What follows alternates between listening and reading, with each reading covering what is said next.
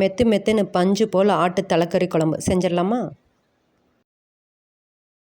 தலையை நல்லா கட் பண்ணி வாங்கிட்டு வந்திருக்கிறோம். இதில் மூளையை தனியாக எடுத்து வச்சுக்கலாம். கட் பண்ண கறியை 2-3 தண்ணி ஊற்றி நல்லா கழுவி எடுத்துட்டு அதை குக்கரில் போட்டுக்கோங்க. மசாலா பார்த்திங்கன்னா காரத்துக்கு தகுந்த மாதிரி மிளகாய்த்தூள், ஒரு 3 ஸ்பூன் மல்லித்தூள், 1 ஸ்பூன் கறி மசாலா, கொஞ்சம் தாராளமாகவே இஞ்சி பூண்டு பேஸ்ட்டு சேர்த்திக்கோங்க. கட் பண்ணி வச்சுருக்கிற ஒரு 3 பெரிய வெங்காயம், கட் பண்ணி வச்சுருக்கிற ஒரு 3 பெரிய தக்காளி, தேவையான அளவு உப்பு, ஒரு 2 பச்சை மிளகாயை உடச்சி சேர்த்திக்கலாம்.